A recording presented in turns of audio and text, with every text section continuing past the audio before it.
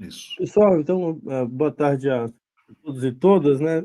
Sejam bem-vindos e bem-vindas ao nosso sexto encontro, né, do curso de extensão aí sobre o Marx, né? E hoje nós temos a felicidade, né, a imensa honra de receber o professor Ranieri, né? Para quem já leu Marx minimamente, sabe que o Ranieri é um dos grandes nomes, né, e leitores do Marx no Brasil, né, e América Latina, diria até do mundo, enfim. Tradutor dos manuscritos, né, é a obra que a gente vai conversar um pouco hoje, e falando bem rapidinho, né, da formação do professor Ranieri, assim, graduação em Ciências Sociais, né, pelo Centro Universitário da Fundação de Santo André, mestre e doutor em Sociologia, né, pela Unicamp, é professor livre-docente na mesma universidade, né, também professor titular, né, e tem experiência na área de Sociologia, com ênfase em fundamentos da Sociologia, e atuando principalmente nos temas trabalho, alienação, estranhamento, capital e objetivação, e, além disso, é o tradutor dos manuscritos, como me referi anteriormente. Então, muito obrigado, professor, pelo aceite, né? Assim, muito pronto e muito gentil, e é uma honra poder ouvi-lo nessa tarde. Muito obrigado. Fábio, muito obrigado. Obrigado pelo convite. Agradeço a toda a audiência. É interessante porque é um momento assim em que eu fico já contando os anos para me aposentar, né? Eu já devia estar aposentado, eu já tenho 35 anos de contribuição, mas eu peguei a lei de 2020 e tem mais 4 anos ainda, né?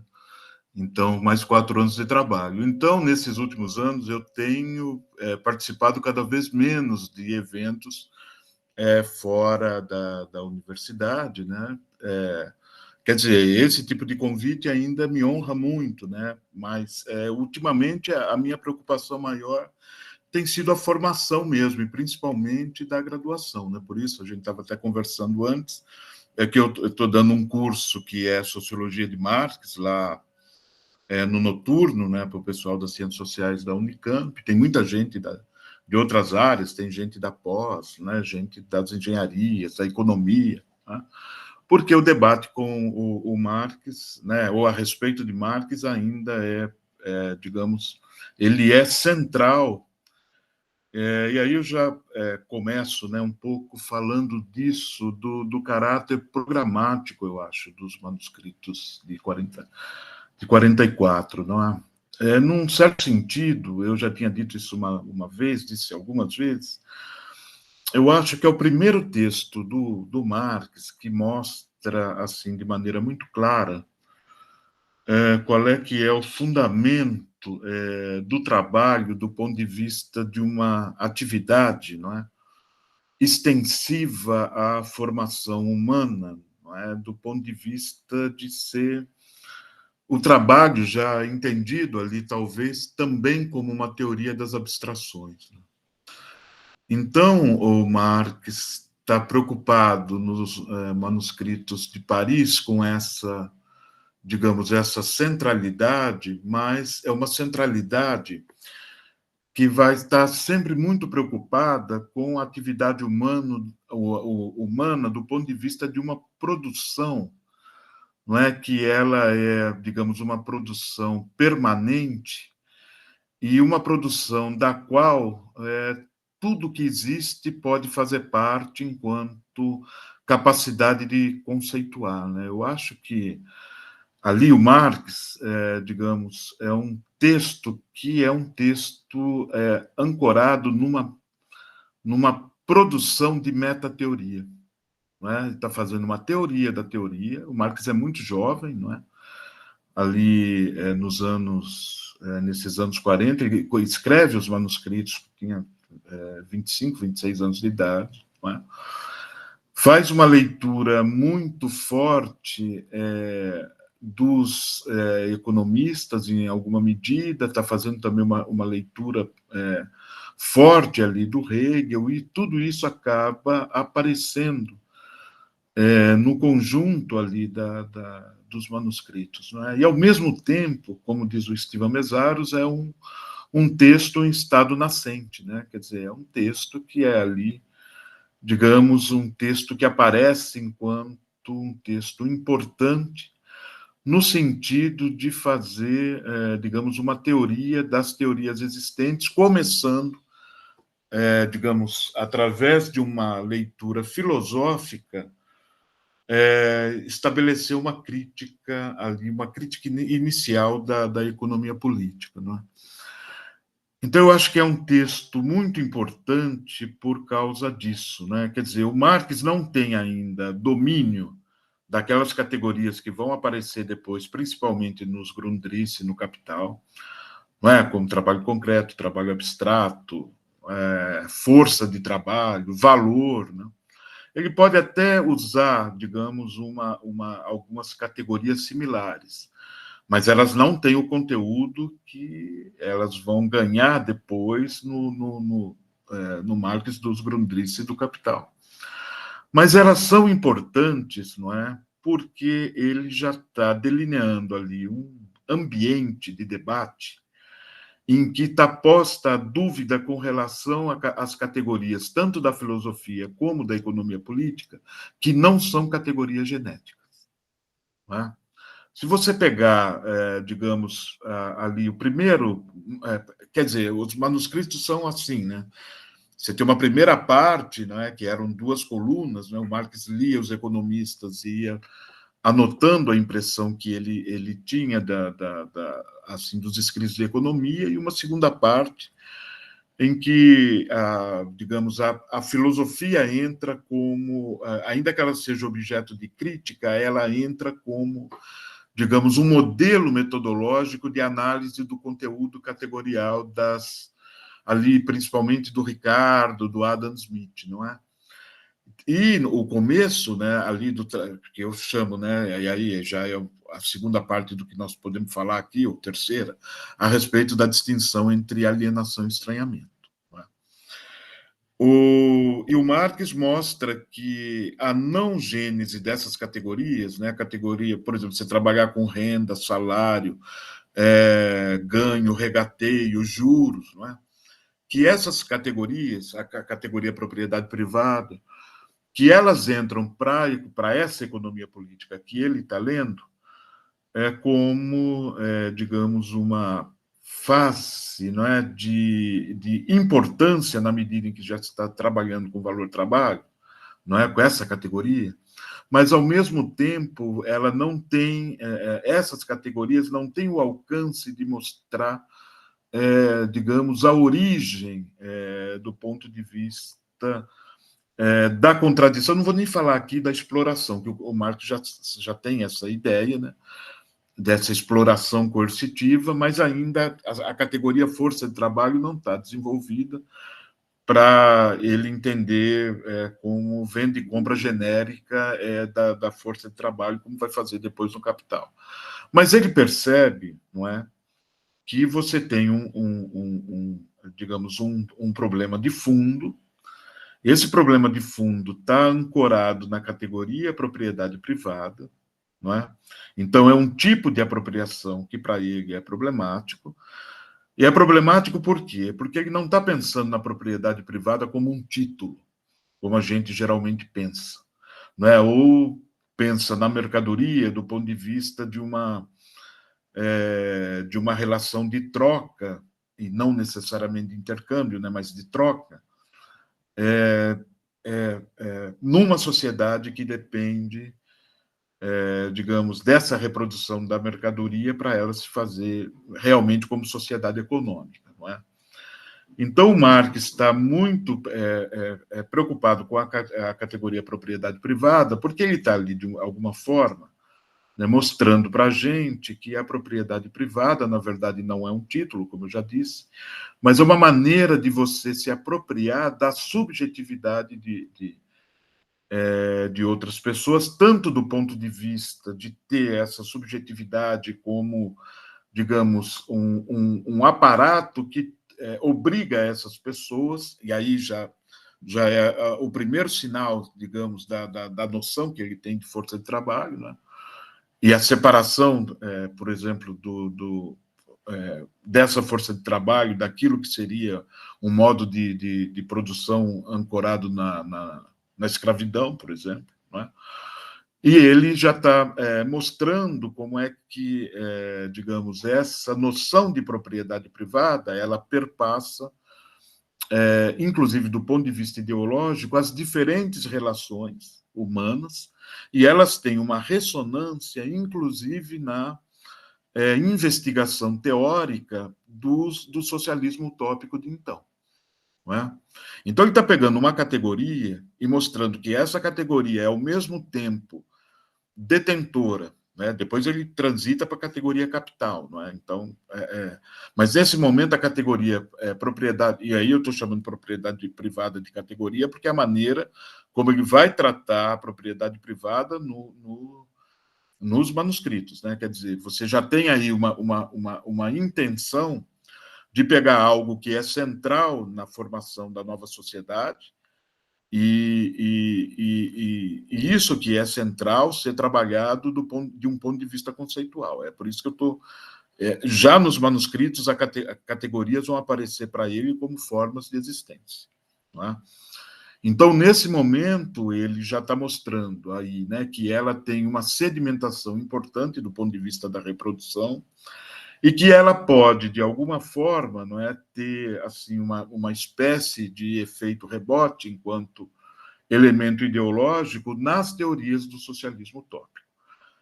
E esse socialismo utópico, né, ele chama ali nos manuscritos de comunismo, um comunismo rude. Não é?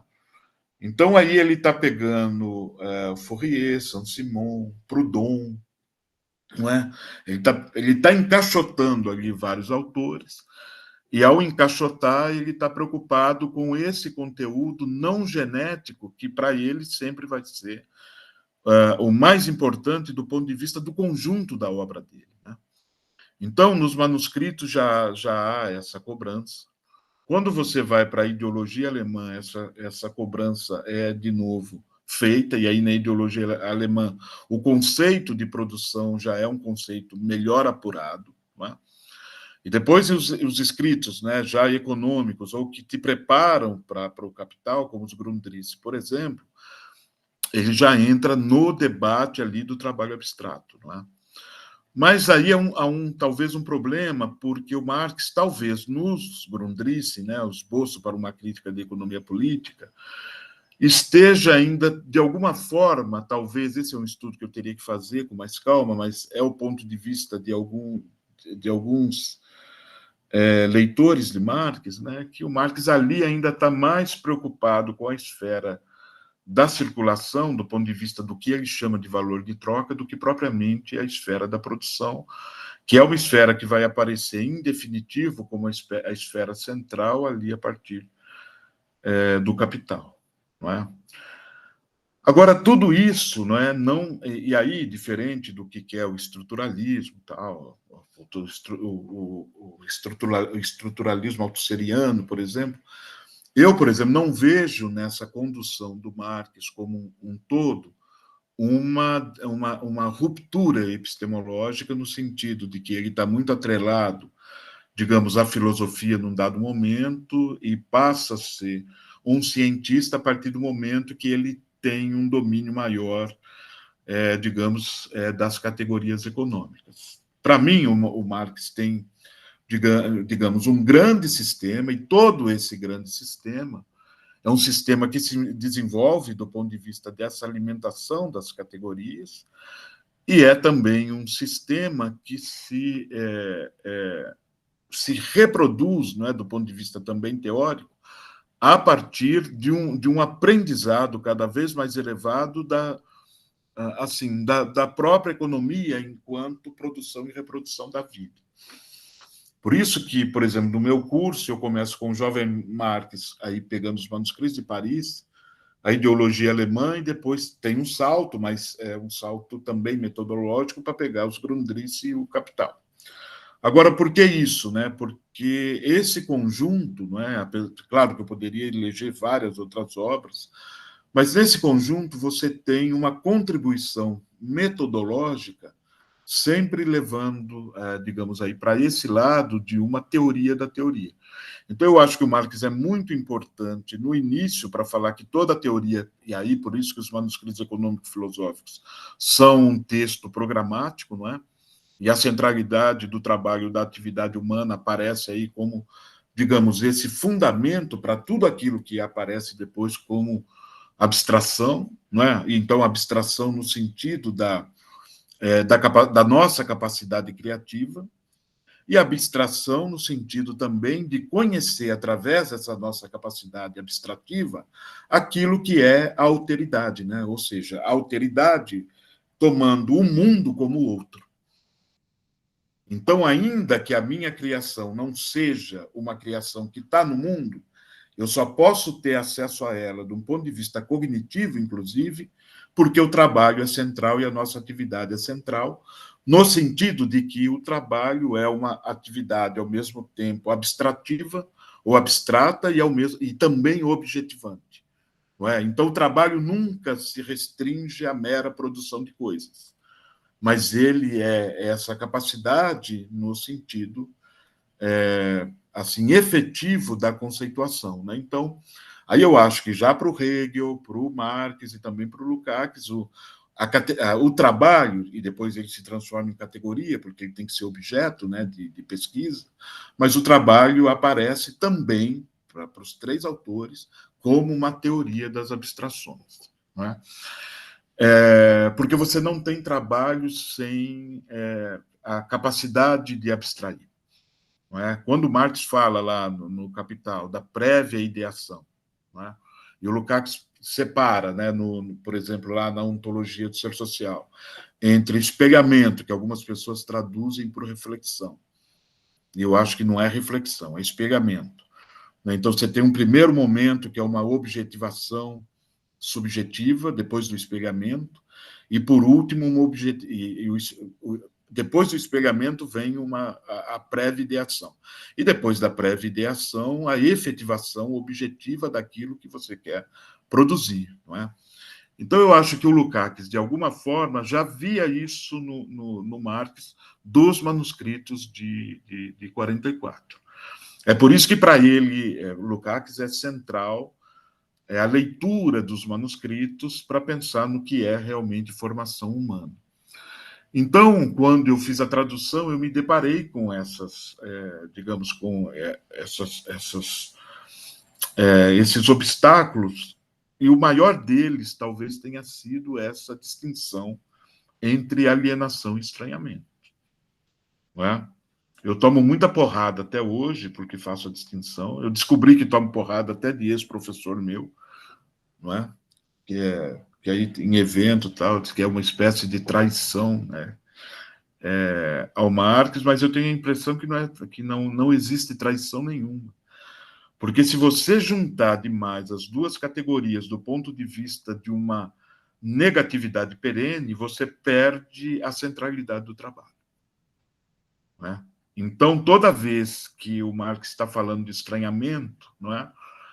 Ele está pensando nessa centralidade da propriedade privada, do ponto de vista dela ser um obstáculo às nossas exteriorizações, que pode ser traduzida por alienações. Né?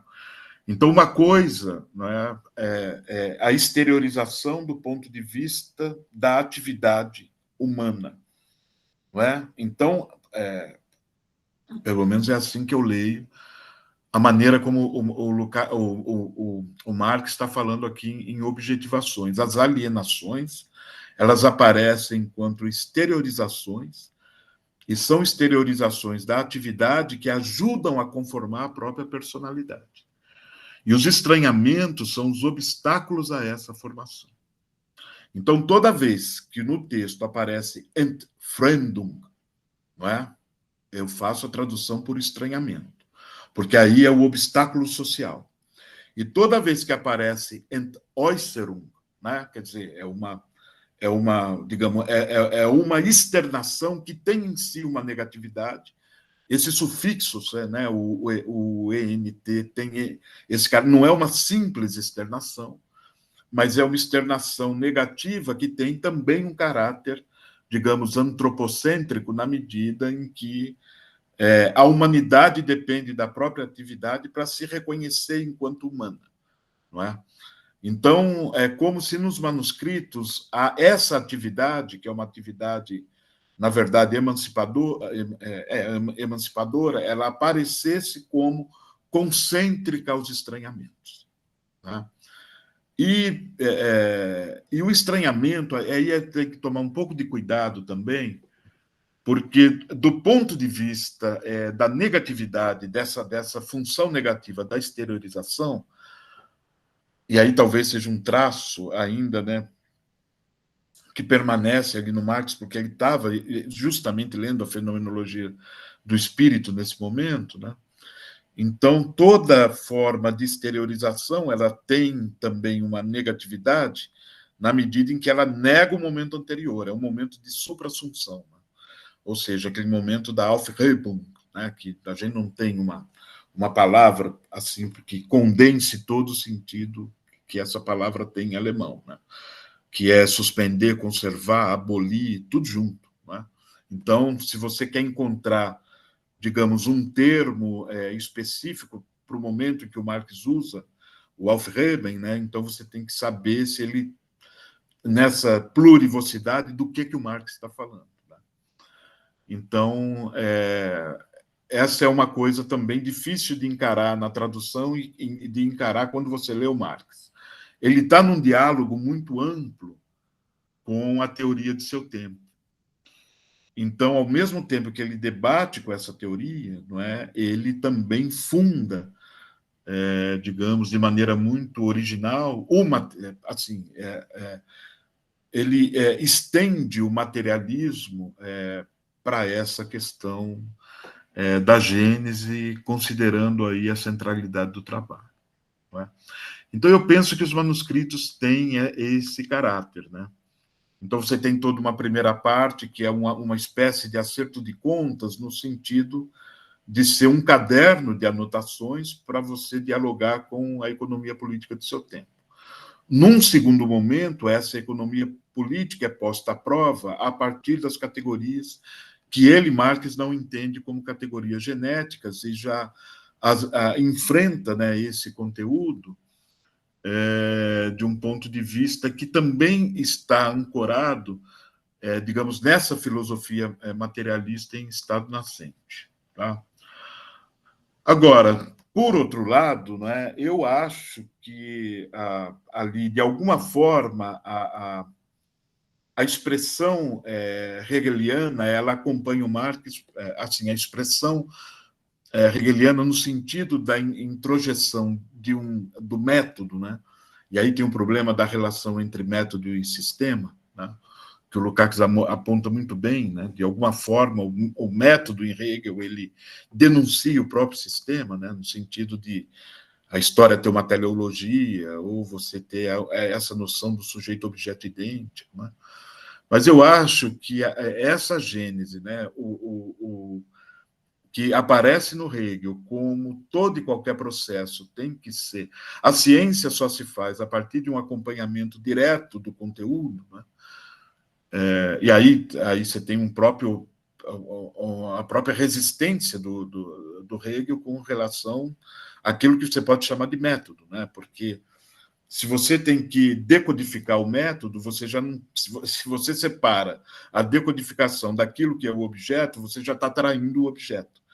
Porque o objeto tem sempre que ser acompanhado a partir do seu processo de desdobramento. É por isso que o Hegel é tão difícil, né? Porque ele tenta fazer isso a partir de um discurso que mostre que as etapas, né, de formação do objeto são várias etapas e são várias determinações.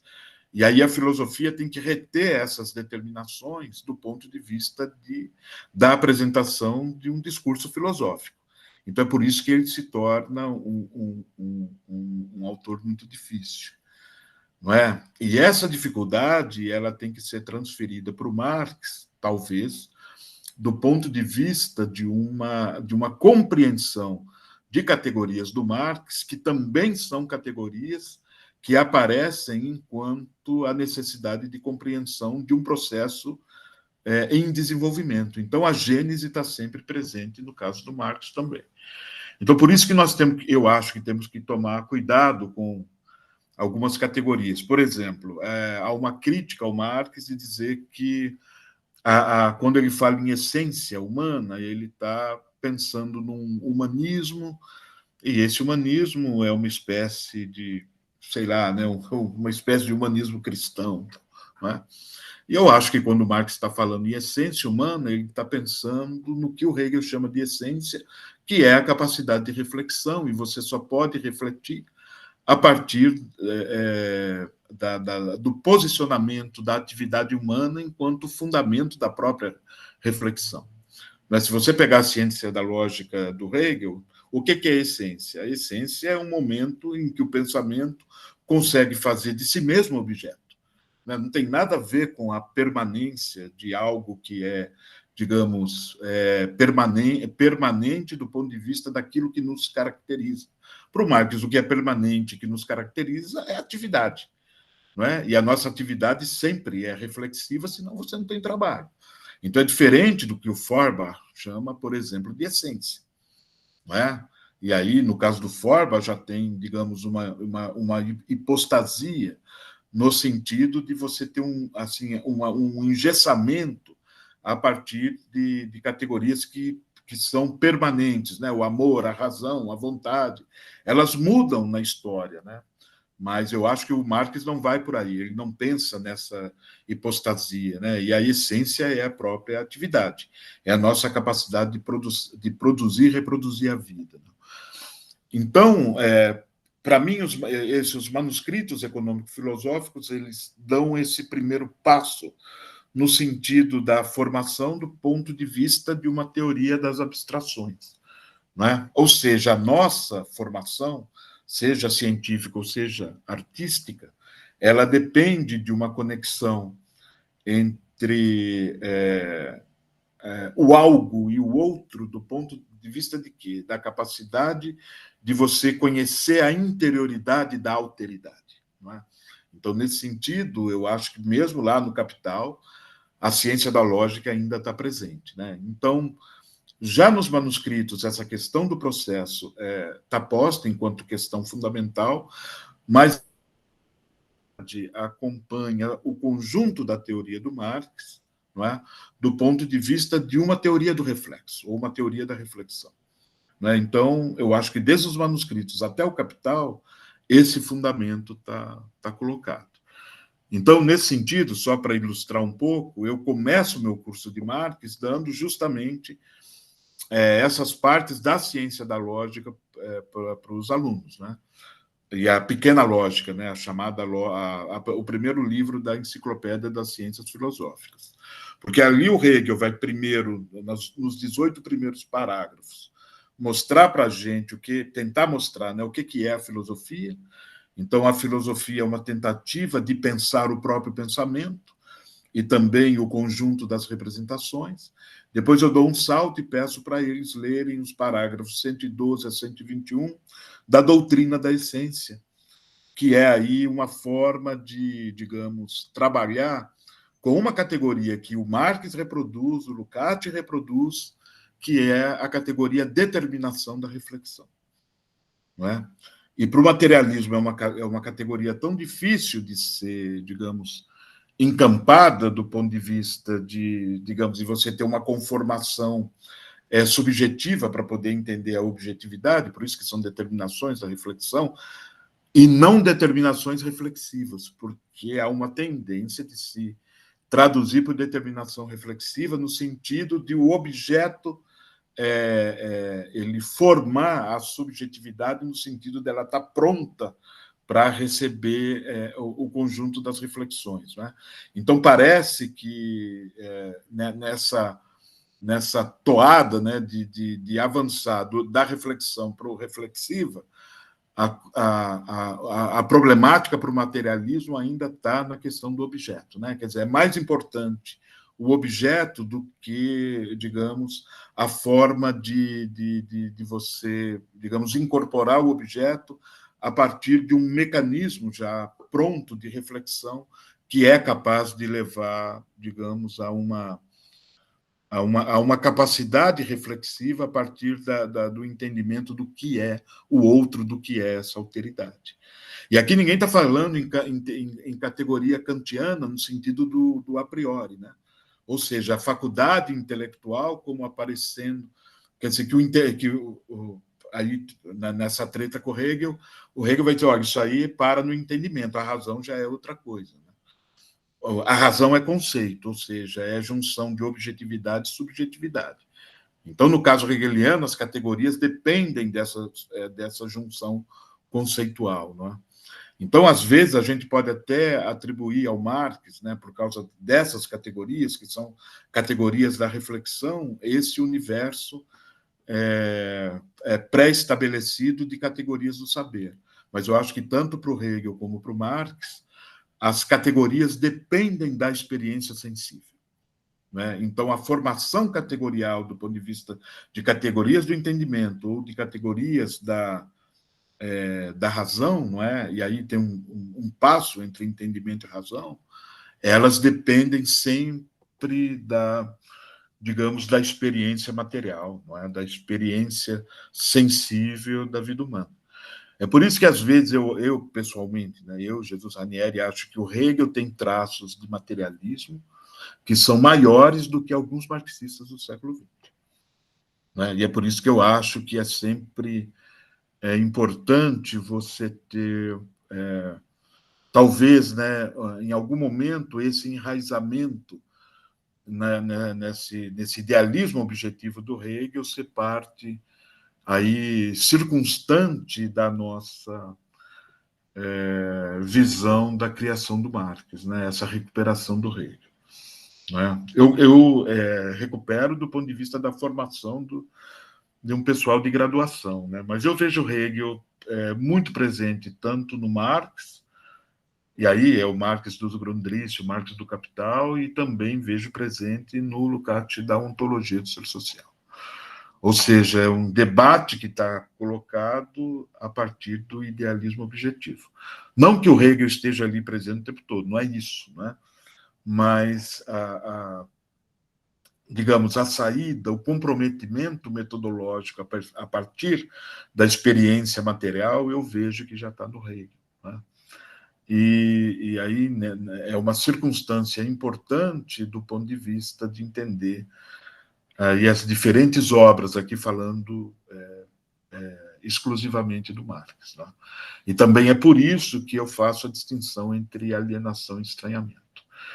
Não é porque a objetivação da nossa atividade, no meu modo de entender, aparece na categoria exteriorização ou alienação, usada no Marx dos manuscritos de 44.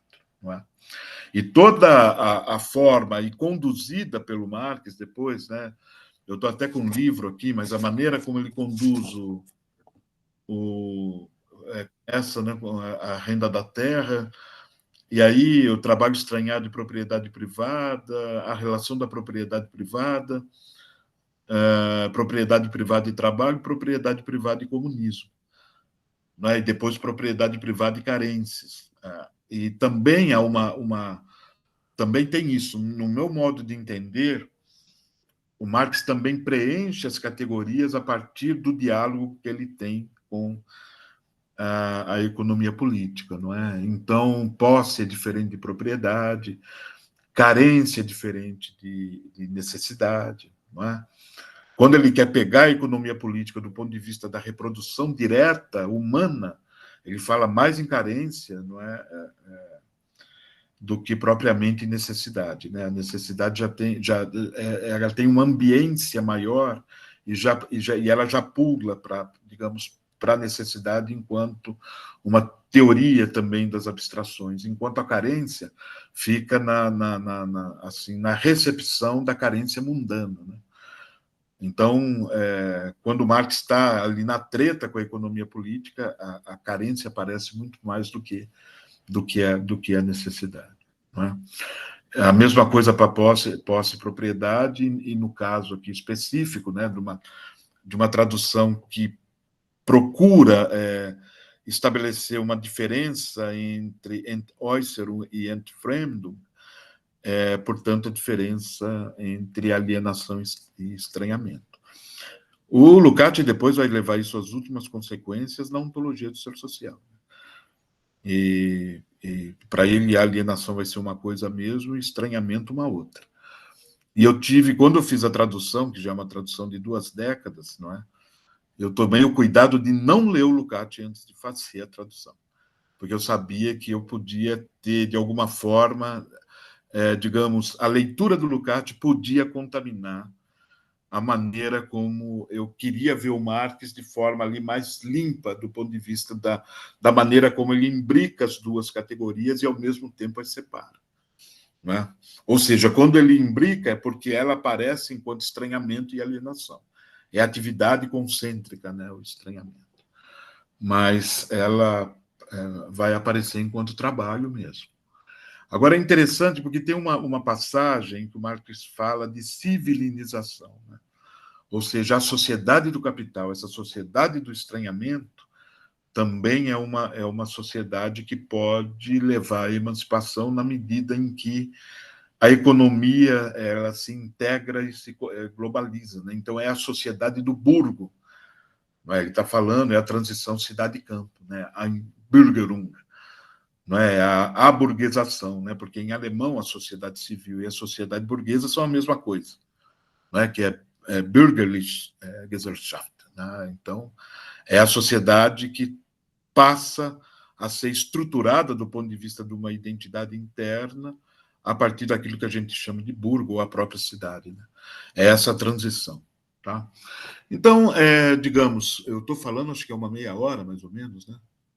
35, é isso, Fábio, mais ou menos? Mais ou menos, mais ou menos.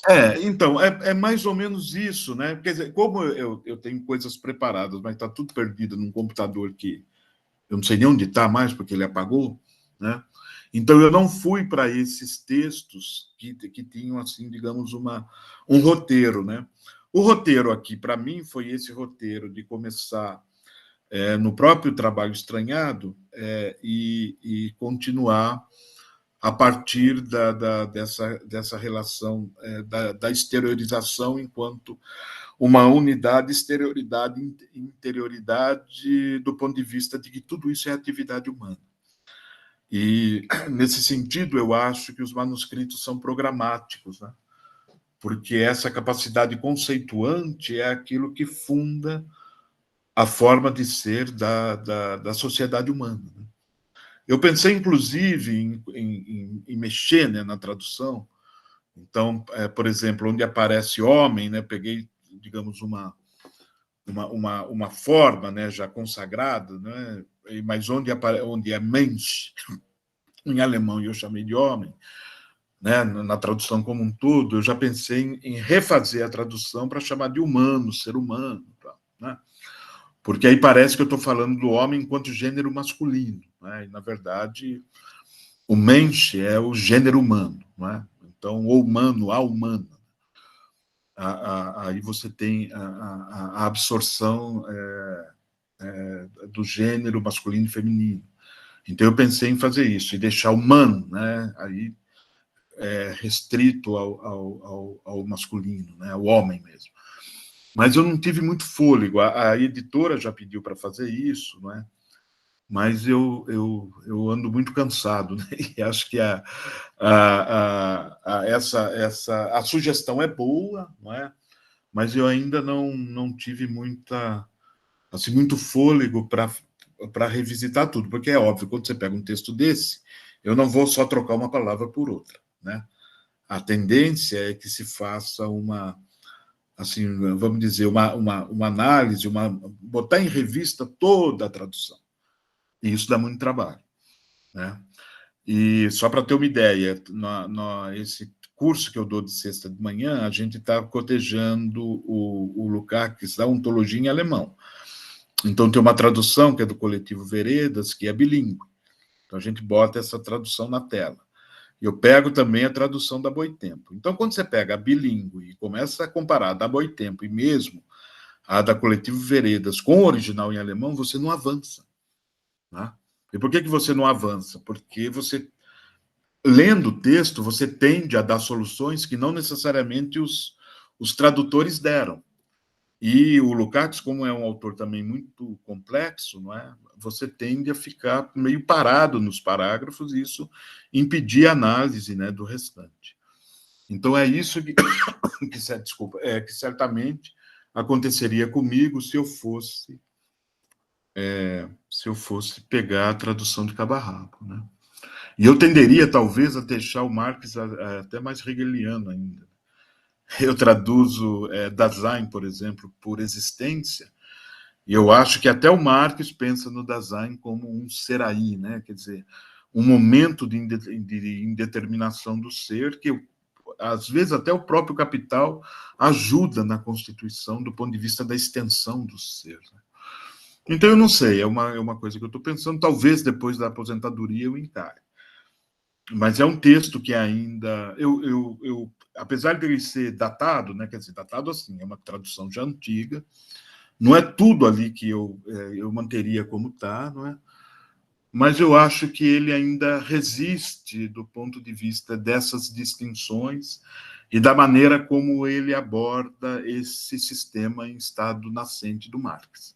Então é por isso também que eu não me preocupo muito em revisitar a tradução para retomá-la, assim, do ponto de vista de fazer uma reforma nela, não é? Pode ser que um dia eu faça, mas eu acho que esse dia não está muito próximo, não.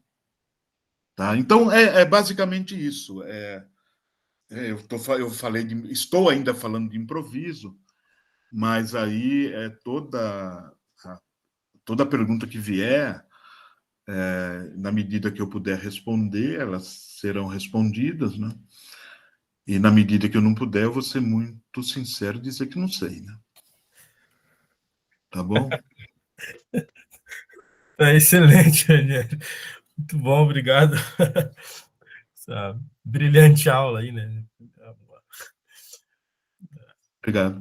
Só reafirma a ideia, né, de que as improvisações são sempre melhores, né, do que essa coisa bem programada. Muito obrigado. Pessoal, As últimas, desculpa, das últimas vezes que eu tentei seguir o roteiro, eu não consegui. Então, aí, dessa vez, eu falei, bom, então não vou nem trazer, né? Eu já falo sem ter que correr atrás. Excelente, muito bom. Pessoal, então tá aberta aí a fala para vocês aí, fiquem à vontade, vamos aproveitar um pouco aí o Ranieri e tal. Eu sabia que seria o Marcos, ele já estava todo se coçando ali, de longe eu vi ele se coçando todo. Diga aí, Marcos. Me conhece já, né, Fábio? Primeiramente, professor, muito obrigado. Excelente aula. E eu queria tirar uma dúvida, algumas, com o senhor, olhando para trás e para frente em relação ao que é a obra do Marx, né? Primeiramente, eu gostaria de saber o que dentro do que dentro do que está sendo a obra do Marx até então, até 44, olhando um pouco para 43, por exemplo, sobre a questão judaica, questões relacionadas à emancipação humana, uma crítica muito forte, muito radical à política. Como é que essas questões elas estão repercutindo nesse processo formativo da obra do Marx em 44, nos manuscritos de Paris? E segundo, agora olhando para frente e pensando, por exemplo, no Capital, especialmente no primeiro capítulo, em que aparece muito forte também a questão da reificação, do fetichismo da mercadoria, o que resta desse Marx de 44 agora aqui? Essa? Que bom, você é conciso, ótimo isso, porque que depender, aí eu já não lembro do começo, né? Mas ótima, a pergunta é ótima, né? Eu acho, mas aí é achismo também, né? É que aí é o seguinte, os manuscritos, por que eles são uma transição para a economia política? Porque o Marx está percebendo aí que as contradições do real, elas não conseguem ser respondidas no âmbito da jurisprudência, do direito, da filosofia, e a economia é que pode dar, digamos, os primeiros detalhes para esse debate, em função da própria experiência do Marx com relação ao Vale do Mosela, a questão do roubo de lenha, o roubo da madeira. Né? Então, nos manuscritos de Paris, essa questão ela já aparece enquanto uma indagação que ele está fazendo, que é diferente, talvez, do democrata radical que ele era lá na crítica da filosofia do direito de Hegel, no sentido de pensar ainda, talvez, uma percepção do Estado enquanto alguma coisa que pudesse, digamos, gerir as contradições no plano do direito e até no plano político. Então, eu acho que a economia ela entra nesse momento como um acessório da divisão que ele tem da própria política, não é? E ela sedimenta a necessidade da emancipação humana, inclusive no sentido da negatividade da política, né? Aquele texto, né, que ele tem, que é um texto interessante.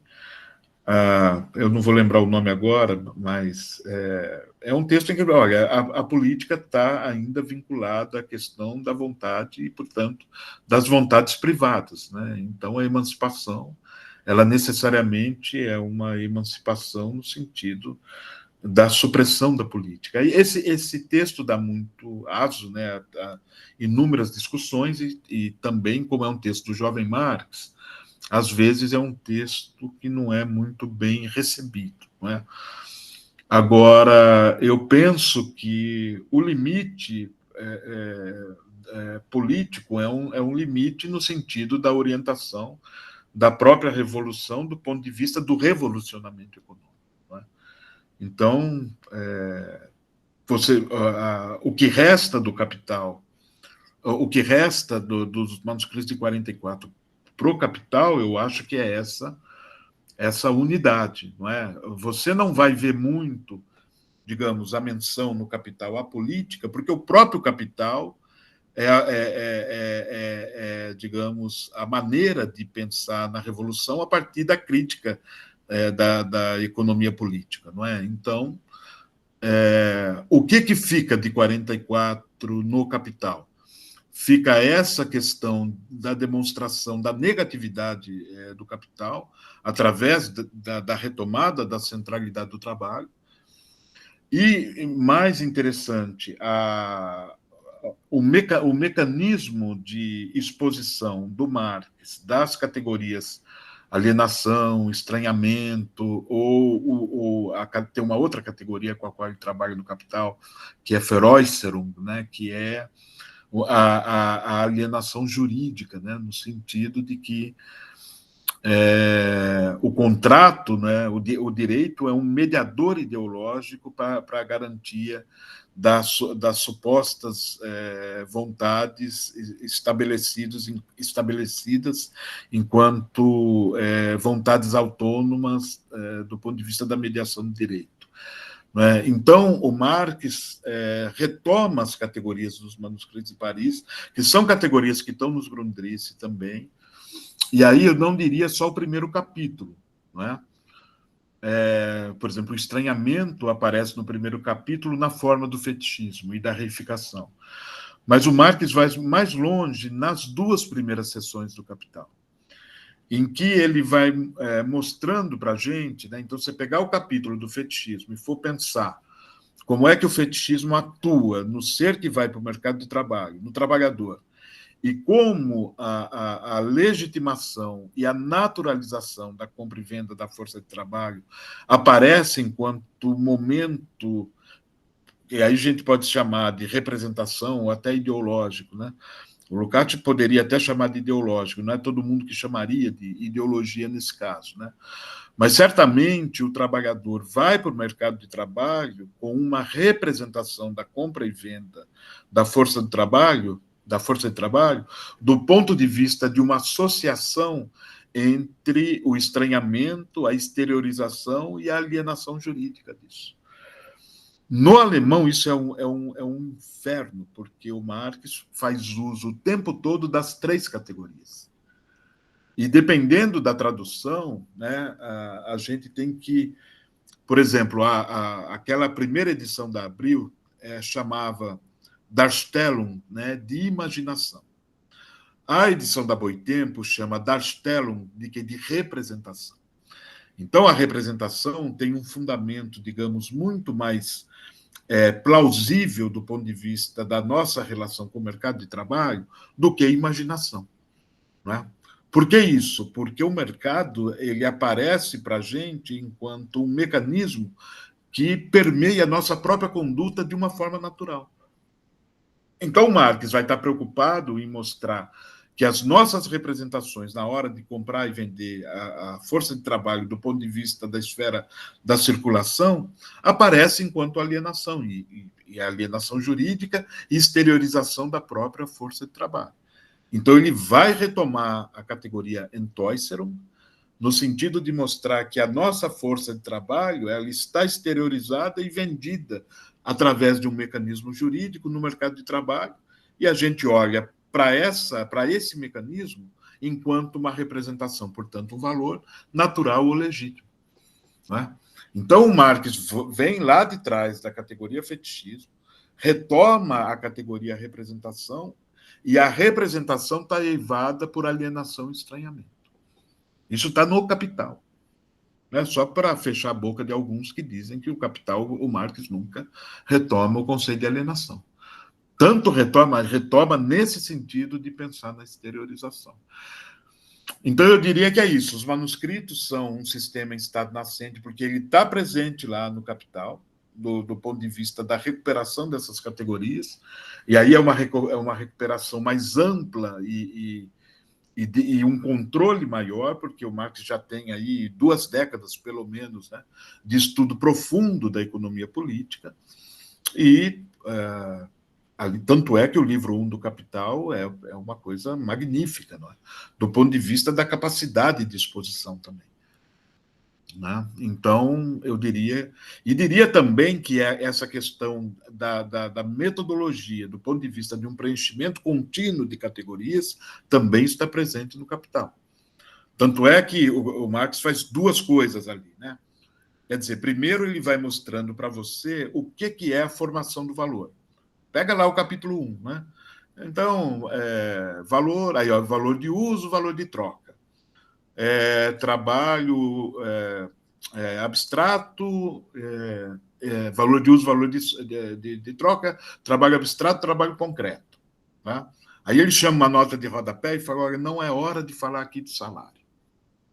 Por que não é hora de falar do salário? Porque ele está usando as categorias da economia política do ponto de vista de um desmembramento daquilo que a economia política chama de equivalência. Aí, num dado capítulo lá, acho que no capítulo 3º ou 4º, né? Por isso que eu falo que as 2 sessões as 2 primeiras sessões são importantíssimas. E é por isso que eu fico puto com aquela introdução da Boitempo, que é do Althusser. O Althusser fala para começar a ler a partir do capítulo 5º, né? Quer dizer, não tem sentido, né? Do ponto de vista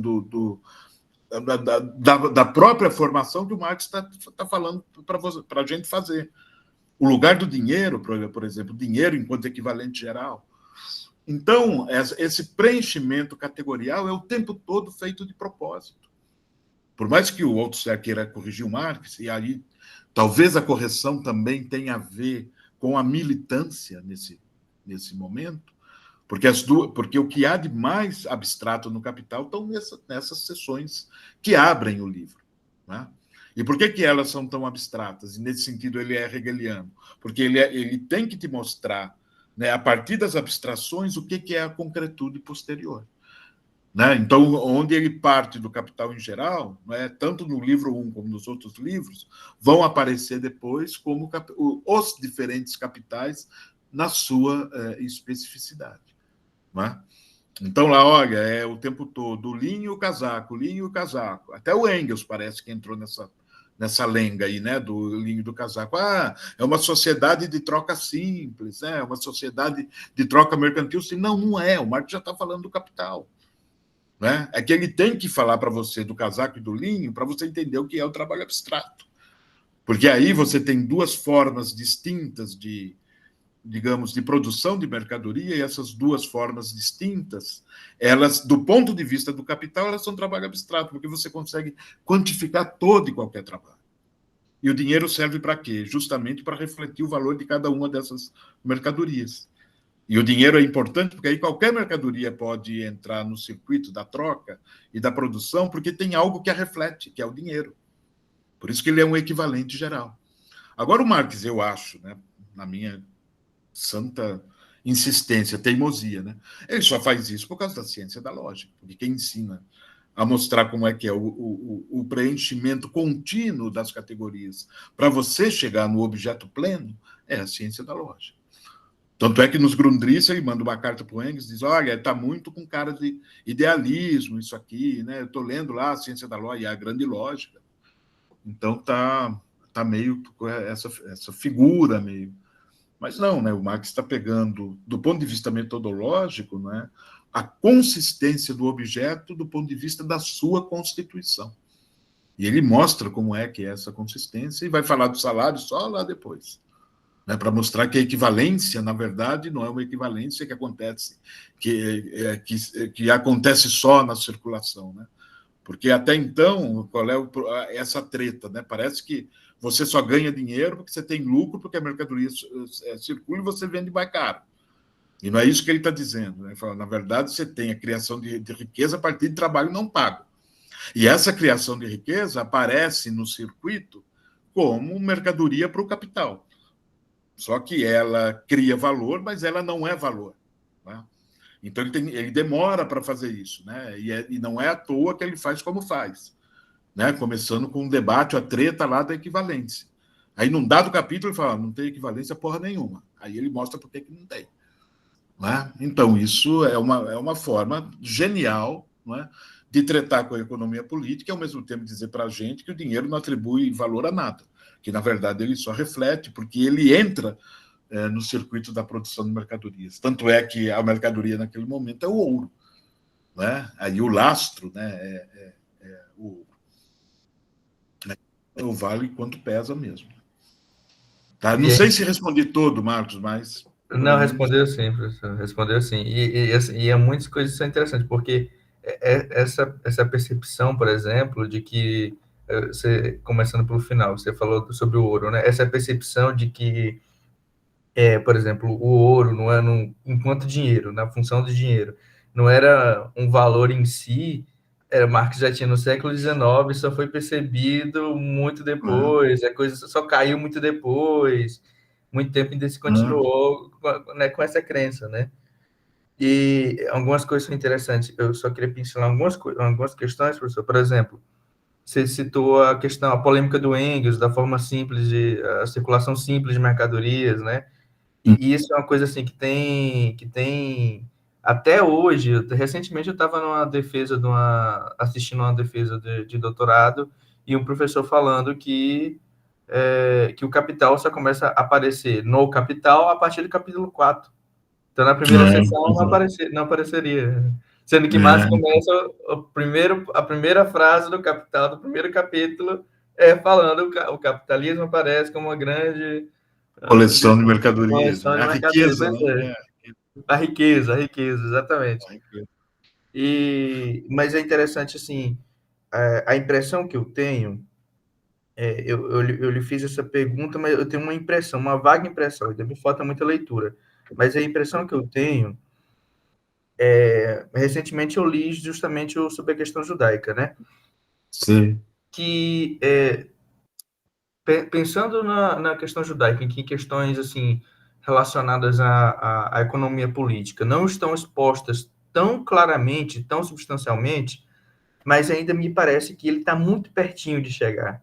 A coisa está assim, tá posta ali sobre a questão judaica, por exemplo, de tal forma que aquilo que está exposto ali, as conclusões que ele chega ali, de forma nenhuma são antagônicas, por exemplo, ao que aparece no Capital. Aquele que é o projeto da emancipação humana é o que vai permear, mesmo que este nome especificamente não apareça continuamente, especialmente na maturidade, esse significado, esse conteúdo ainda continua aparecendo, né? Sim. E outras questões assim também estão aparecendo. Então, eu acho que a questão é muito mais de ao decorrer do percurso intelectual do Marx, de uma complexificação da análise dele, de questões que já estavam dadas para ele muito anteriormente, do que em certas rupturas ou coisas do tipo, cortes epistemológicos. Sim. E o que quer que seja, né? Sim, Eu acho que para ele a gênese e assim desdobramento tá presente no conjunto da obra. Né? Então, e é verdade, eu também acho que não tem essa ruptura. É que eu li a questão judaica faz muito tempo, né? Então eu teria que puxar aqui pela memória, eu não voltei a ler porque eu não dou ela em curso, não. Em curso são esses livros que eu falei, aí eu leio toda vez para retomar essa questão aí do debate, né? Mas, sem dúvida, isso que você está dizendo é fundamental. Eu acho que o Marx é um tipo de autor que você pode entrar nele por portas distintas. E depois desse ingresso, aí você tem que começar a fazer as conexões. Então, nunca, por outro lado, não dá também para... É possível fazer a leitura das obras no seu isolamento. Cada obra é uma totalidade. Não é? Mas dá também para fazer a conexão do ponto de vista dessa atualidade do Marx. Eu acho que ele é atual tanto enquanto metateoria, como crítica da economia política. Porque eu acho que a sociedade atual não superou... O seu fundamento continua sendo o valor, a produção de valor. Né? Que ele também distingue lá no Capital de valor de troca. Né? Ele é muito cuidadoso. Até ele vai falando valor de troca, valor de troca, valor de troca, e de repente ele fala, olha, na verdade não é de troca, né? É valor. Ele se realiza na troca, por isso que eu estou chamando de valor de troca.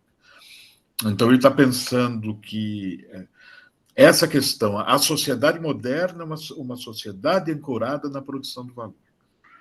Não é? Quer dizer, que o conjunto dos trabalhadores são submetidos ao trabalho não pago do ponto de vista da compra e venda da sua força de trabalho. Se fosse todo mundo escravo, seria muito mais caro, né? Porque escravo seria mercadoria.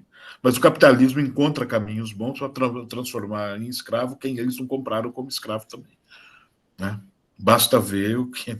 Não precisa ir muito longe para... sem dúvida. Tem uma pergunta aí, não, as categorias econômicas não são universais, é mesmo. Uhum. Tá? Isso ele vai fazer bem também nos Grundrisse. Tem uma parte que são as sociedades econômicas, né, pré-capitalistas, formações econômicas pré-capitalistas. E aí ele as compara com o capitalismo, não é, para ver o que é a sociedade do capital, do ponto de vista dessa integração, que não tem nada de marginal, mas de todas as esferas da produção pelo trabalho abstrato. Aí é bem legal. Os Grundrisse são bem interessantes nesse sentido. Perfeito. Obrigado, Marcos, aí pela... Mas alguém quer... Você quer falar, Nath, a sua pergunta? Ou mais alguém quer? Você pode lê-la, não tem problema. Oi, professor, boa tarde, tudo bem? Eu achei melhor digitar porque fica barulho em casa, mas eu vou ler então a minha pergunta, tá bom? Por favor. É que nos manuscritos já demonstram que as categorias econômicas elas não são universais, como em Kant, né? Como as categorias de Kant, mas expressões históricas das relações sociais, um efeito rebote, que o senhor falou no início, da própria prática humana. Na atualidade, nós poderíamos dizer que essas categorias, tipo capital humano, empreendedorismo ou meritocracia, elas funcionam de modo semelhante, naturalizando essas relações de exploração? E, nesse sentido, como que a gente poderia pensar, a partir da crítica marxiana, a possibilidade de novas formas de sociedade que não se estruturem em torno dessas categorias neoliberais, mas em torno de princípios de emancipação? Esse é um problema da nossa esquerda, é um problema político e até um problema sindical também. Essas categorias, eu vejo, né, do empreendedorismo, do colaborador. Eu descobri outro dia na Unicamp que eu sou colaborador agora. Né? Eu não sou empregado, né, eu sou colaborador. Né? Então, isso ou é a categoria capital humano. Elas, na verdade, são categorias que têm uma carga, digamos, ideológica no sentido de garantir a adesão do trabalhador enquanto para ele achar que ele é portador de capital fixo. Entendeu? Eu vi um trabalho uma vez de alguém que falava que o motoboy, que a moto do motoboy era capital fixo, não era mercadoria. Entendeu? E era um trabalho de sociologia. Então, isso é grave, porque, digamos, esse tipo de...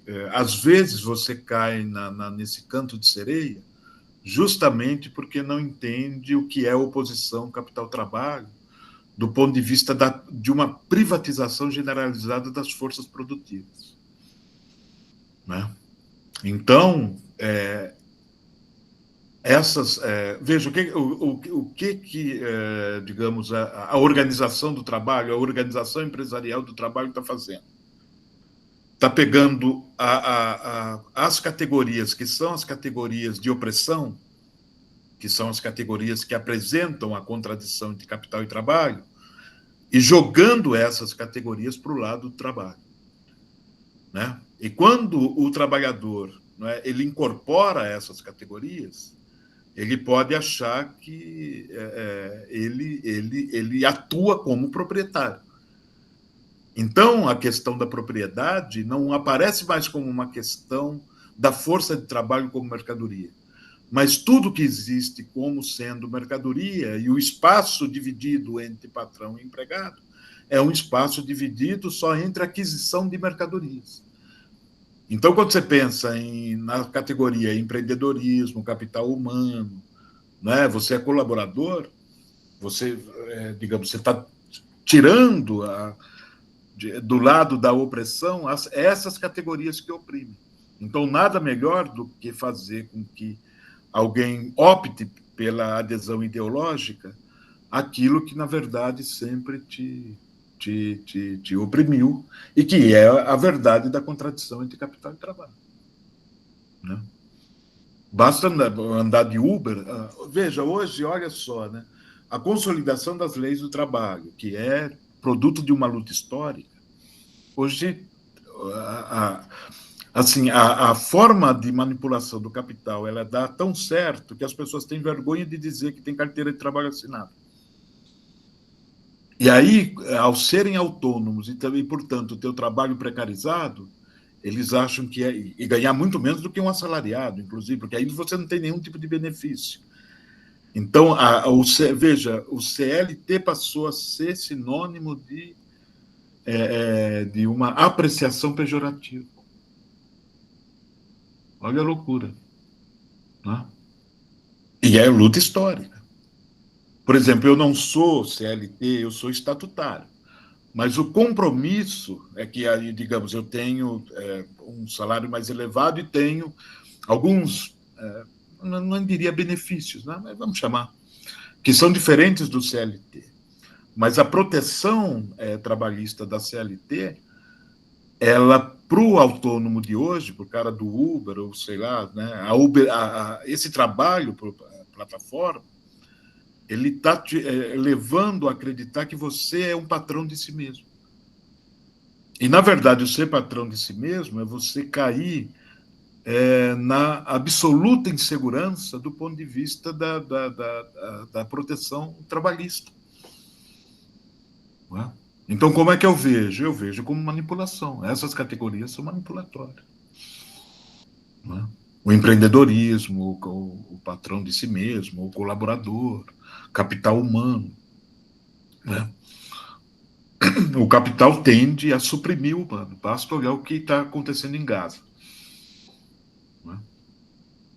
E é uma supressão que a falta de escrúpulo parece que cada vez vai levar mais longe esse tipo de abordagem. Então é isso que eu diria. E nesse sentido ideológico, é a má ideologia. O que você tem que fazer? Você tem que resgatar as categorias enquanto categorias que apresentam a contradição.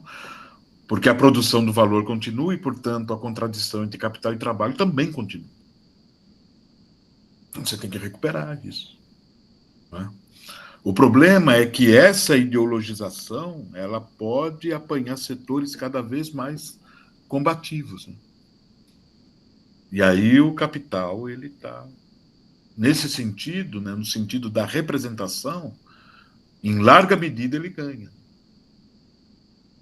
Porque ou você tem uma boa experiência e formação teórica para saber que há manipulação, ou você entra você pode entrar nessa conversa. E aí é muito perigoso. É isso que eu acho. Obrigada, professor, pela resposta. Bom. Obrigado, Nath. Cecília, acho que você levantou a mão. Boa noite a todos, boa noite, professor. No início da sua fala, o senhor falou sobre propriedade privada e categorias, né? E aí o senhor falou sobre a apropriação da subjetividade, né? Por gentileza, eu gostaria que o senhor falasse mais um pouquinho a respeito dessa apropriação da subjetividade. Eu estou pensando, veja, no caso do Marx, ele não entra tanto nesse debate do ponto de vista de usar a terminologia como eu usei aqui. Mas onde é que você percebe que a preocupação dele é com essa questão da subjetividade? Primeiro, ele faz uma denúncia do capital do ponto de vista do que é o trabalhador e do que é o não trabalhador. Então, para ele, o não trabalhador ali é o proprietário dos meios de produção. Então, a denúncia qual é que é? Né? Ela aparece enquanto uma descrição da desumanização daquele que trabalha. Então, ele tem, digamos, diante de si, a força de trabalho, que depois vai aparecer para ele de maneira mais organizada, enquanto grande indústria têxtil, né, que era a ponta da industrialização no tempo dele, né? E, ao mesmo tempo, ele vai falando da degradação do ponto de vista da degradação subjetiva do trabalhador, do ponto de vista da absorção daquilo que o torna um elemento humano ou humano emancipado. Né? Então, quando você vai lendo o texto vai mostrando para você o quê? Que você tem, ao mesmo tempo, uma organização do trabalho, não é?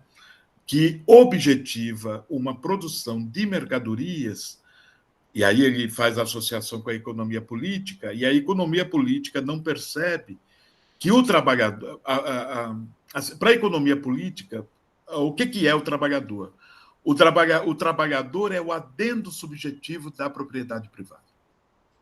Tá? Então, como é que você percebe essa relação do Marx, né, com o discurso da economia política? Primeiro, a questão das categorias da economia política não ter uma gênese. Então, você vai falar de renda da terra, vai falar de juros, vai falar de salário, você já toma a coisa pronta. Então, quando você toma a coisa pronta, aquilo que produz tudo isso, do ponto de vista da produção do valor, que para o Marx não está ainda enquanto valor, mas aparece enquanto trabalho. Então, o que ele está fazendo? Né? Ele está tentando mostrar para a gente que o trabalhador é responsável por tudo o que existe enquanto manutenção da vida. E essa manutenção da vida não é percebida pelo próprio trabalhador enquanto um produtor que recebe em troca aquilo que ele devia receber enquanto possibilidade econômica de manutenção da sua vida.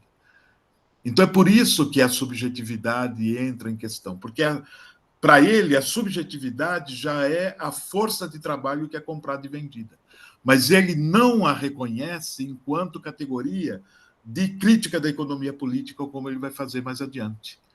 Então, se você olhar os manuscritos de Paris, o que é o trabalho abstrato para ele? O trabalho abstrato não é, digamos, o conjunto dos diferentes trabalhos que vão aparecer enquanto uma mensuração que o capital faz, por exemplo, da alfaiataria e da tecelagem. Por que ele fala do trabalho abstrato lá no Capital? Porque para o Capital, alfaiataria e tecelagem são um trabalho só. Concretamente, eles são trabalhos diferentes. Mas do ponto de vista da troca de mercadoria, eles são trabalhos iguais. Porque você vai pegar tempo de trabalho socialmente necessário da tecelagem e trocar por tempo de trabalho socialmente necessário da alfaiataria. Ou tempo de trabalho socialmente necessário de uma indústria de tintas, ou de uma indústria, sei lá, de pão, ou do ferro, ou da graxa.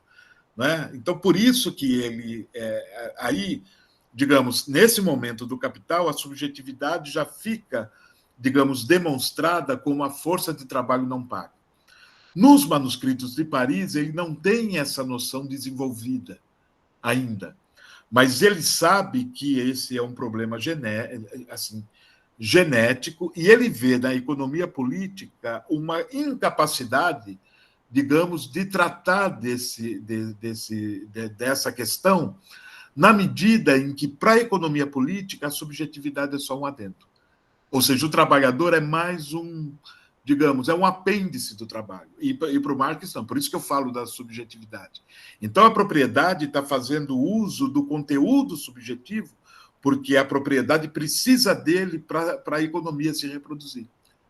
Então, o que o Marx, eu acho, né, o que ele está pensando aí, é que essa subjetividade, que já aparece enquanto força produtiva do trabalho, ela incorpora, digamos, isso que ela mesma produz e não é dela, em todos os níveis da existência, inclusive o subjetivo. No sentido aí sim, nos manuscritos também aparece a questão da naturalização, né? De você não ter acesso à mercadoria, de você produzir, mas não ter acesso. Então, ele já está, de alguma forma, dando as pistas que ele vai dar no Capital do ponto de vista da criação da categoria valor e da categoria força de trabalho.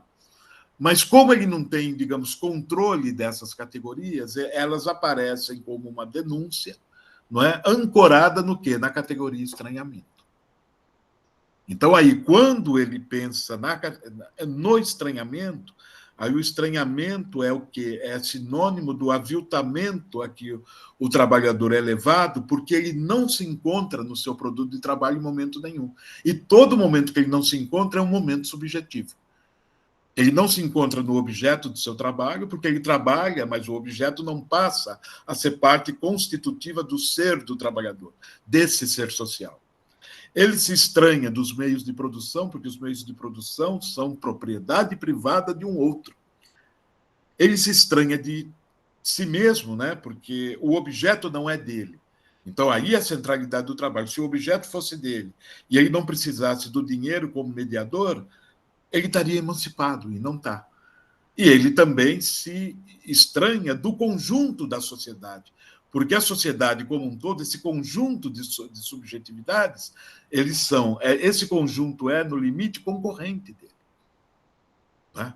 Porque agora a força produtiva do trabalho não é a força pura e simples da manufatura, mas é a força de trabalho, né, agrupada num ambiente em que digamos assim, a expropriação é que manda nessa força de trabalho. E o Marx já está vendo isso antes do Capital. Né?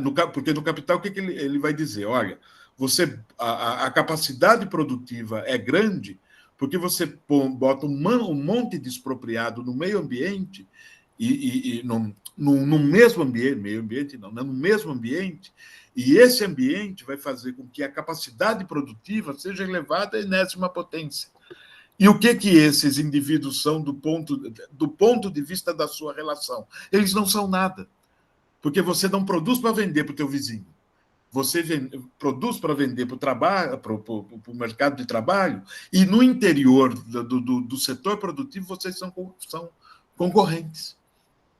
Né? Então, o que o capitalismo faz, né, é expropriar de todo, né, digamos, o conjunto da humanidade dos meios de produção e, ao mesmo tempo, aumentar a capacidade produtiva dela, na medida em que essa expropriação te leva a ter a sua força de trabalho comprada e vendida do ponto de vista de uma massa humana que trabalha em conjunto num ambiente privado. Então, no Capital, ele vai deixar isso muito claro, né? Olha onde está a contradição. A forma social a forma social da produção capitalista é a reunião de quê? De produtores privados no meio ambiente, no mesmo ambiente.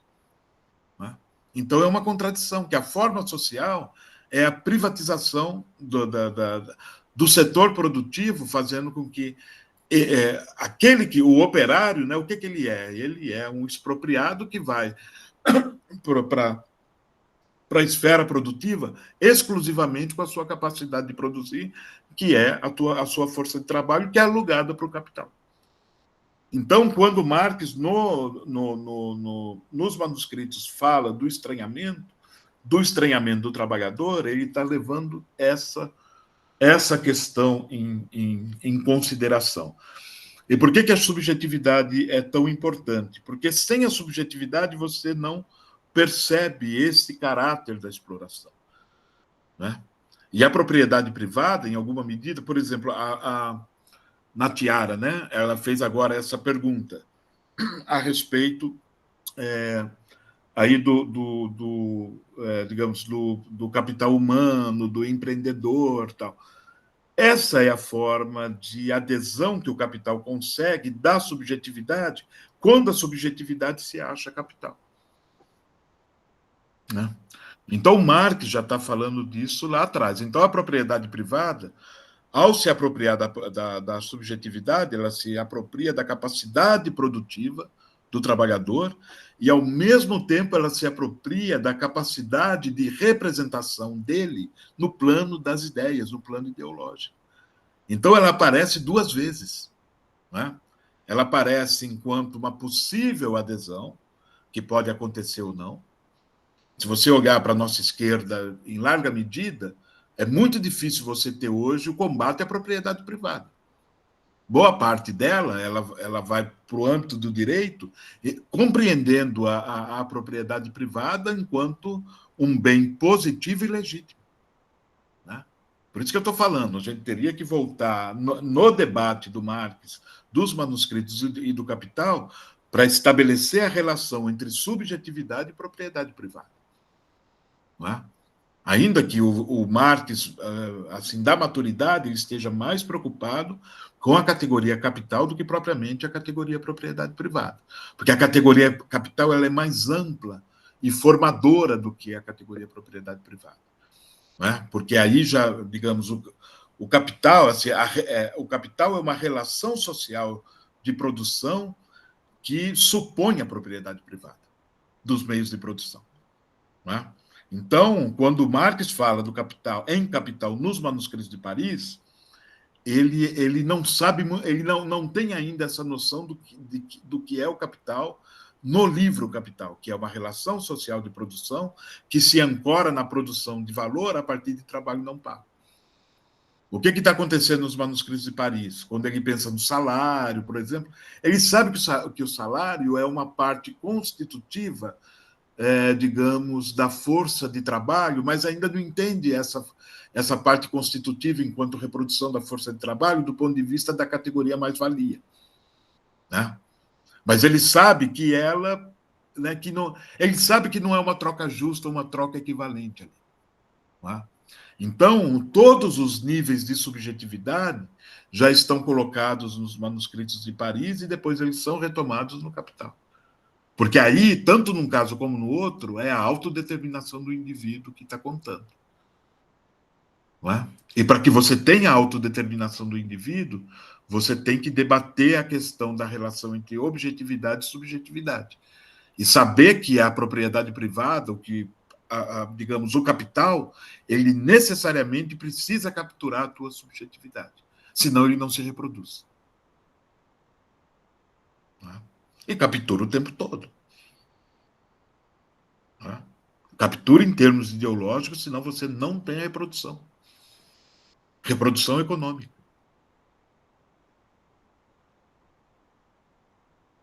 Tá? Não sei se eu respondi, ou pelo menos em parte. Respondeu sim, professor. Muito agradecida e parabéns pela sua explanação. Obrigado. Mais alguém aí para questão?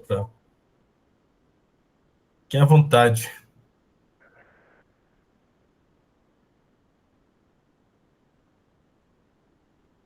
O pessoal está assustado. Eu achei. O pessoal está meio nervoso aí. Mas para mim não tem problema nenhum. Isso, o debate é infinito.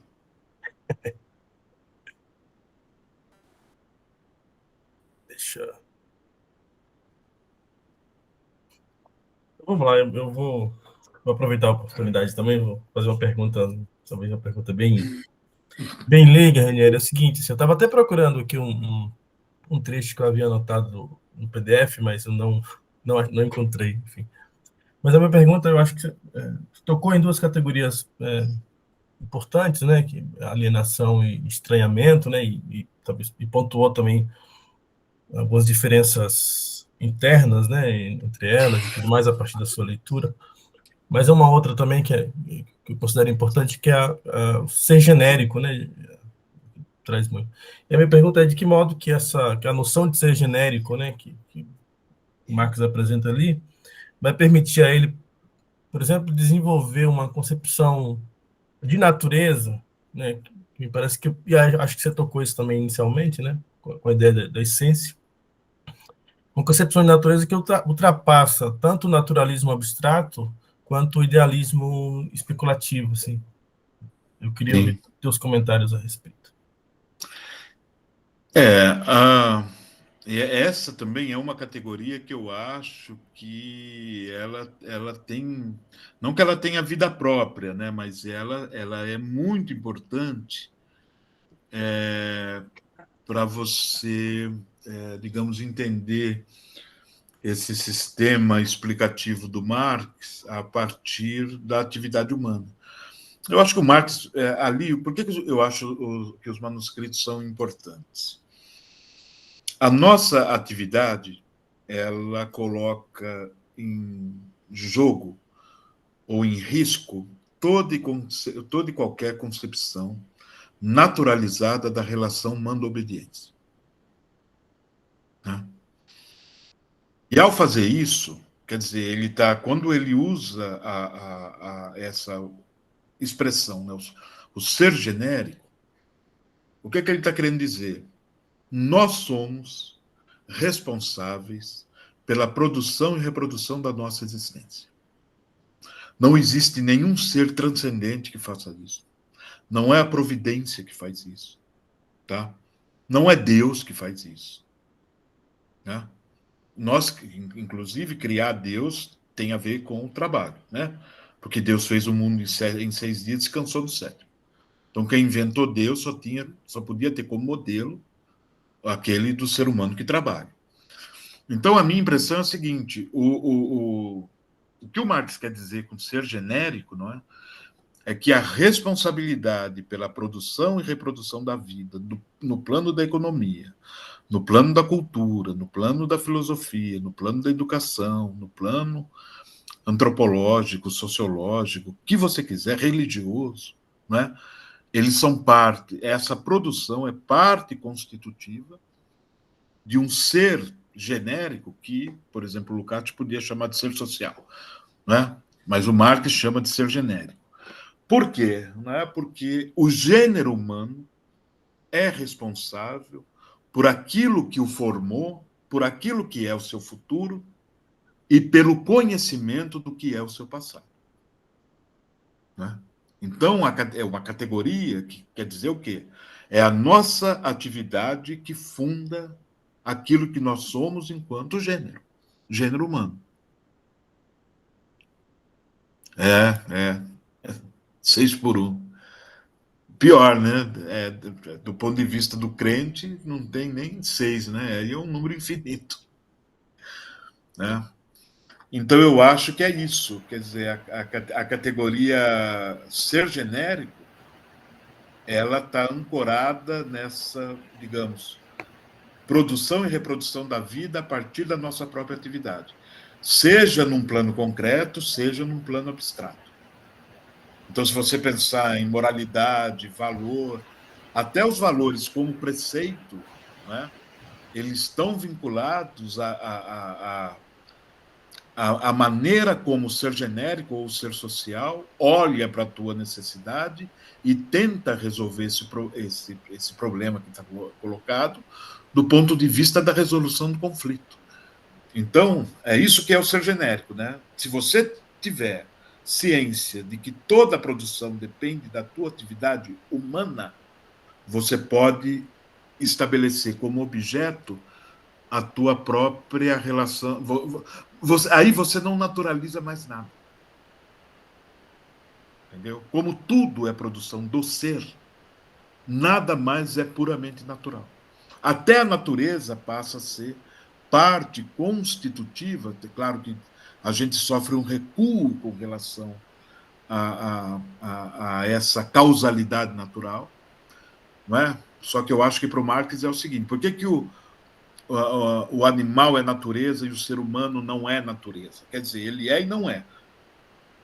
É porque o ser humano é capaz de olhar para a natureza e compreender a sua conexão causal e fazer dessa conexão causal uma realidade posta no sentido de você controlar as contingências do natural. A natureza, olhando para si mesma, ela vai se olhar como uma absoluta contingência o tempo todo. O ser humano transforma essa contingência em necessidade e tende a controlar essa contingência. Por quê? Porque ele consegue, na medida em que o trabalho avança, ter domínio sobre a causalidade natural.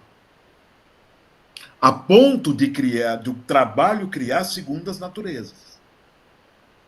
Né? Por exemplo, uma coisa é você criar um moinho, e aí fazer da causalidade da água algo que pode... Não sei se é a China, viu, Plínio? Esse aí é outro debate. Mas eu vou voltar para o primeiro. E esse é um debate interessante. Voltando para esse primeiro, né, o que o ser genérico faz? Ele olha para a natureza, compreende a causalidade natural, e através de uma finalidade posta, que está ancorada numa necessidade, e é uma necessidade do valor de uso, né? Então pode ser no feudalismo, pode ser na Roma antiga, pode ser no socialismo. Quando ele olha para o valor de uso, ele deve atingir a natureza do ponto de vista de ancorar a necessidade dele na causalidade natural para a produção do valor de uso. Tá? E esse valor de uso pode ser uma canoa, pode ser um reator atômico. E é isso que eu ia dizer. Então, uma primeira natureza é o moinho. Mas o trabalho avança de tal maneira em que o reator atômico é também uma relação de causalidade e teleologia. Mas cuja produção não é a produção a partir da natureza entregue a você a partir de uma objetividade direta. Né?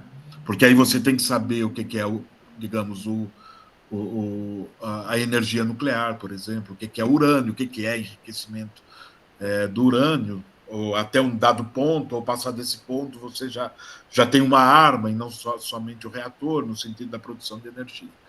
Mas tanto um caso como o outro, você tem uma relação de associação entre causalidade e teleologia. Por isso que é o ser genérico que consegue optar ou tematizar a emancipação humana. Tá? Que aí o teu objeto passa a ser também um objeto no sentido de ter a ética ou a moralidade como, digamos, um divisor de águas entre aquilo que você deve fazer ou não. Então, o trabalho necessariamente deve levar a uma discussão sobre o valor e o dever ser. Sem o trabalho, você não tem valor e não tem dever ser. Então, ser genérico digamos, essa amplitude no sentido de pensar na produção humana do ponto de vista abstrato, enquanto trabalho na relação ser humano-natureza, e o que você faz com isso do ponto de vista valorativo, porque isso aí tem que contar também. Então, ser genérico é essa capacidade de olhar para a concretude e para a valoração também. Ou seja, até o conceito de solidariedade ou de bem comum depende do trabalho e do ser genérico.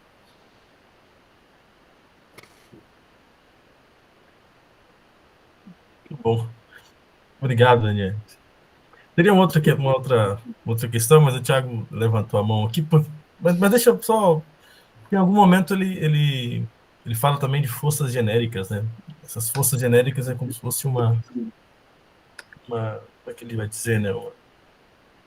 É onde o indivíduo expõe, né, efetivamente, né, nessa relação. Mas, enfim, depois eu faço isso. Vai lá, Thiagão. Não, Fabião, por favor, porque você comentou desse papo de força genérica e talvez eu quisesse chegar nisso aí que você vai perguntar, então manda bala aí. Não, pode. Eu estou tentando encontrar aqui um parágrafo que eu tinha reservado. Perfeito. Vocês não vão brigar, né? Quando a palestra é boa, fica até difícil, né? A disputa é forte. Mas, professor, eu ainda estou um pouco curioso. Eu não me apropriei ainda tão profundamente da leitura do Marx para entender esse conceito com tanta qualidade, mas essa ideia da natureza e do ser genérico, como que isso tudo se colocaria dentro de uma visão territorial, de uma visão de espaço mesmo, né? O professor Fábio começou a chegar nessa ideia de forças genéricas aí, e eu acho que talvez vá nesse sentido. Como que o território se organizaria diante da perspectiva não humana, assim, né? Por exemplo, porque da perspectiva humana o território se organizaria através do trabalho, não é isso? E de uma perspectiva não humana, existe essa perspectiva em Marx? Eu estou um pouco curioso para entender o conceito de natureza ainda. Olha, não sei. Assim, olha, eu diria que não. Porque veja, se você pensa na perspectiva não humana, então talvez para o Marx a questão nem teria se colocado. Né? Porque, assim, vamos dizer, de um ponto de vista epistemológico, se você pensa na ausência do ser humano enquanto um ser conceituante daquilo que é a natureza, então você precisa, porque ela não consegue, pelo menos em termos assim do que conhecemos de conceituação da natureza, ela não consegue se conceituar a si mesma. Então, quando você pega o Marx, né, ele não está pensando, digamos, numa divisão territorial do ponto de vista jurídico, ou do ponto de vista político, não é? Ou do ponto de vista geopolítico. Ele faz isso nas obras políticas, por exemplo, para falar do 18 Brumário do Luiz Bonaparte. Aí sim. Mas quando a questão é essa questão, digamos, antropológica, não é? Ele está pensando no quê? Né? Que a natureza é parte constitutiva do ser social. Não tem como o ser social se apartar da natureza. Agora, a natureza, enquanto capital, ela pode, ou seja, a natureza enquanto mercadoria, ela pode ser compreendida como valor de troca. Aí não tem por onde. No capital ele já começa a tratar desse conteúdo. Mas se você abstrair do capital, ou seja, da forma mercadoria, para entender o que é a natureza, o Marx está pensando que você, ou seja, nós seres humanos temos uma história natural, e essa história natural não pode ser negada enquanto nós sendo parte constitutiva da natureza. Ou seja, nós somos seres orgânicos e seres sociais. E, no nosso caso, a consciência é um produto tardio. Então, por exemplo, o que ele está querendo dizer? Ele diz nos manuscritos: a natureza é o corpo inorgânico do ser humano, é o corpo inorgânico do homem. Mas ele não está pensando na química inorgânica. Ele está pensando que a natureza é tudo aquilo que o homem não tem em si constituído. Mas ele precisa dela para se constituir porque ele sai dela. Qual é a nossa diferença com a natureza? Nós olhamos para ela em termos teleológicos, né, de colocação de finalidades. E compreendemos, porque a gente é capaz de conceituar, a causalidade interna dela. Essa questão de ser uma transição de um ser assim de ser outro. Não é? Agora, isso do ponto de vista do pertencimento humano à natureza. Agora, se você for para a crítica da economia política com relação à natureza, já é outro debate, não é? Porque a apropriação do capital pela natureza pode levar ao esgotamento dela também, que é o que está acontecendo hoje. Né? Então, eu tava pensando. para o Perdão, Marx professor. não tem como você separar ser humano e natureza. O que é o trabalho? É essa relação ser humano-natureza mediada pela consciência. Né? Então, ele pensa na natureza não enquanto propriedade. A propriedade, ele já vai pensar nela do ponto de vista do quê? Do ponto de vista da crítica da economia política. Né? E já faz isso em alguma medida aqui nos manuscritos de Paris. Mas o que ele está querendo dizer para a gente aqui é que nós somos parte constitutiva da natureza e sem a natureza a gente não existe. Inclusive enquanto ser conceituante. Porque a nossa base para conceituar é um corpo. E o nosso corpo é biológico e, portanto, natural. Né? E o ser da natureza, que é um ser ao mesmo tempo orgânico e inorgânico, é o ser que faz com que nós nos constituamos enquanto ser social, e a gente só pode se reproduzir porque essa exterioridade é ao mesmo tempo inorgânica e orgânica para a gente. Então não tem como ter ser humano sem que exista natureza. Tudo bem, Tiago? Não, tudo bem, perfeito. Eu estou muito instigado, inclusive, pelo assunto. Estava pensando aqui também através da perspectiva do Adorno, assim, e eu fiquei curioso sobre se eles fazem essa crítica já que talvez, enfim, o Adorno e o Horkheimer vão explorar sobre a crítica ao pensamento instrumental, assim. Isso já está dentro do Marx também? Não do mesmo jeito, né? Não do mesmo jeito. O problema é que ali, vamos dizer, você tem uma espécie de autonomia da razão do ponto de vista dela ser usada enquanto um fenômeno que até é irracional, porque eles escreveram, por exemplo, a Dialética do Esclarecimento, acho que é de 47, né? É logo depois da Segunda Guerra. Então, eles não estão necessariamente associando a razão diretamente ao capital que fomenta a guerra. E, nesse sentido, fomenta o que é inescrupuloso no nazismo e no fascismo. Mas eles estão criticando a razão enquanto uma razão sistêmica. Eu não sei se o Marx veria da mesma forma. Entendeu? Eu acho que o Marx não tenderia a esse isolamento da razão, do ponto de vista da razão ser instrumental. A razão é instrumental porque tem o capital por trás. Entendeu? Perfeito, perfeito. Aí, digamos, eu prefiro o Lukács ao Adorno e Horkheimer. Porque também, né, na escola de Frankfurt você tem também uma crítica do capitalismo do ponto de vista da esfera da circulação. E não necessariamente a partir da esfera da criação do valor na produção. Esse é um outro problema, que é um outro debate também, que tem escolas que vão debater isso. Tem gente da Itália, da Alemanha, que olha para a escola de Frankfurt enquanto, digamos, uma crítica de uma esfera do capitalismo, mas não de outra. Tá? Então, aí, necessariamente, a questão da natureza entra porque ela pode fazer parte dessa esfera da circulação, mas a esfera que a detona é a da produção. Perfeito, sensacional, professor. Tô curioso pro trecho que o Fábio vai puxar aí, porque eu acho que ele achou, hein? Show? Não achei não, não achei. Deixa para um outro momento. Mais alguém, hein, pessoal? Poxa vida, hein?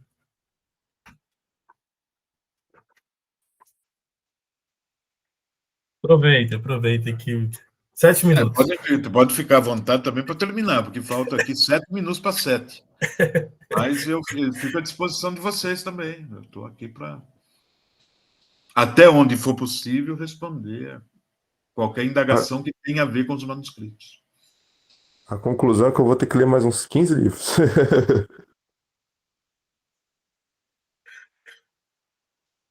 Uma pista que eu sempre dou é que os autores com quem o Marx está tretando têm que ser lidos também. A gente não pode deduzir, digamos, a qualidade, assim, a estatura de um autor a partir do que o Marx fala dele. Geralmente o Marx tem razão, né? Mas, ao mesmo tempo, o fato dele ter razão no interior de um debate específico não quer dizer que a gente conheça o autor como um todo. É isso para o Hegel, é isso para o Bruno Bauer, é isso para o Feuerbach, é isso para os economistas políticos. Tá? Eu acho que o Marx, no limite, é um cara que está trabalhando. Assim, a teoria dele é sempre uma teoria programática, né? É um programa da sociedade emancipada, da sociedade socialista. Mas isso não quer dizer, né, que todo mundo com quem ele dialoga e trata seja idiota. Longe disso. E às vezes a gente tem essa impressão. Professor Ranieri, claro que eu já ouvi falar do senhor, né? Mas é assim, o senhor nem ficar sem essa pergunta minha aí, né? Claro, bastante estúpida, mas sabe, tenho refletido assim, eu sou da história, né? Aham. Daí eu tenho refletido sobre, né, essa configuração atual, aí o Oriente se despontando cada vez mais aí, né, atualmente no cenário geopolítico, econômico, e né, nessas pegadas que a gente vê. Claro que eu não estudei Marx, né, mas sim, daí eu tenho visto essa configuração, né? E aí como que um grande pensador do Ocidente acabou influenciando, na verdade, o Oriente. É uma reflexão minha, eu quase não debato com ninguém esses assuntos. Eu não sei. Eu me lembro que o Mesaros, num texto de muitos anos atrás, ele falava assim: olha, a China vai superar a produção norte-americana daqui a 30 anos. Não deu outra, né? Mas aí eu acho, e nesse debate eu não entro, porque é um debate que eu teria realmente que mergulhar nele, inclusive do ponto de vista das categorias econômicas, né? É que você não deixou de ter a presença do capital nesses países. Talvez, no caso da China, no caso da Rússia, diferentemente das sociedades ocidentais, talvez, eu não sei, é orelhada isso, a financiarização não tenha comido solta como comeu no Ocidente, e a capacidade produtiva desses países, ainda que eles sejam, digamos, pós-capitalistas de alguma forma, mas eles ainda estão ancorados na subserviência ao capital. Não é? Só que a forma de reprodução econômica não acompanhou, digamos, o espontaneísmo da fomentação do capital em termos do que acontece no Ocidente. Em alguma medida, eu acho que a guerra da Ucrânia mostra isso. Né? O Ocidente não estava preparado para aquilo que a Rússia se tornou. Não é?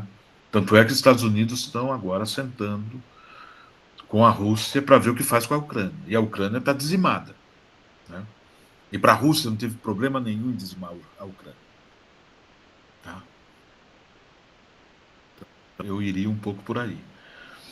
Então, talvez a presença do Marx no Ocidente, no Oriente, seja a presença do ponto de vista de como Marx debateu o capital e como esses países pensaram na reprodução econômica da sua própria estrutura. Aí eu estou pensando, aí sim, falando um pouco da China.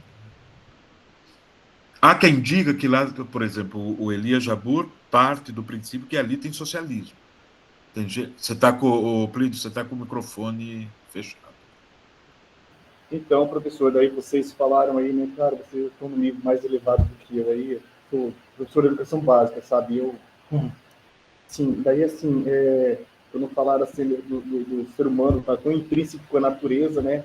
Daí, professor, só para desabafar, e daí eu vou fechar com o microfone, que eu vou sair também, dar uma volta agora, assim, que eu vejo parece que o Oriente está muito mais ligado com esse debate que vocês abordaram aí, que o professor Tiago falou, que antes o professor Fábio tinha falado, né, dessa ligação com o homem, né, o ser humano, com a natureza, né, esse ser genérico, esse ser tão intrínseco com o mundo natural, né?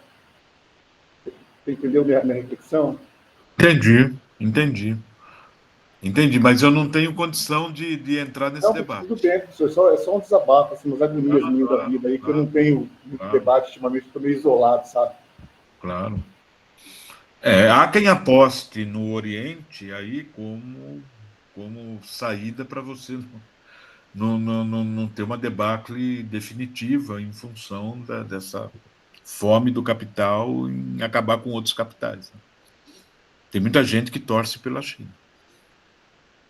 Né?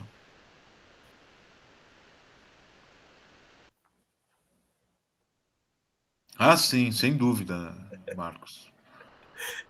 Não, eu acho que ali tem problema, talvez entender como é que é a constituição do próprio capital. Pessoal, então eu acho que estamos nos aproximando aí das 19 horas, né? E gostaria muito de agradecer. Está aproximando mesmo, falta um minuto.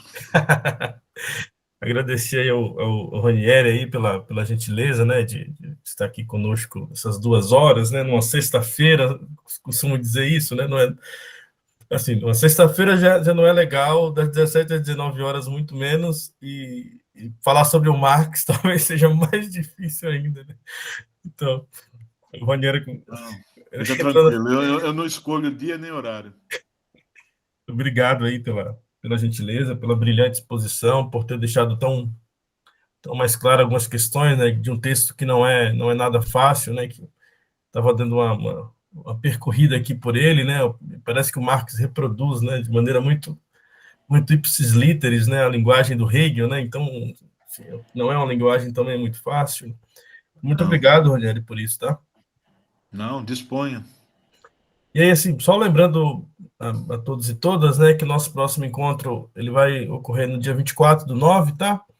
O texto vai ser a Sagrada Família, e quem vai estar conosco é o professor Vitor Sartori, né, que é da Faculdade de Direito da Universidade Federal de Minas Gerais. Tá? Então, depois a gente disponibiliza aí o link, né, para inscrição e tudo mais. Ranieri, muito obrigado, viu, pela gentileza. Disponha. Quando precisar, só grita. Mas depois grita para o Ranieri e não para o Jesus, que vão achar que você é maluco. Depois eu te lembro de você mandar o link aí das suas aulas lá para a galera, tá? Tá bom. Pessoal, brigadão, Ranieri, obrigado a todo mundo aí, um ótimo final de semana para vocês. A gente vai conversando. Tchau, gente. Obrigado pelo convite, obrigado pela participação, tá bom? Valeu. Tá, eu vou fechar aqui, tá bom? Perfeito. Um abraço grande. Até mais.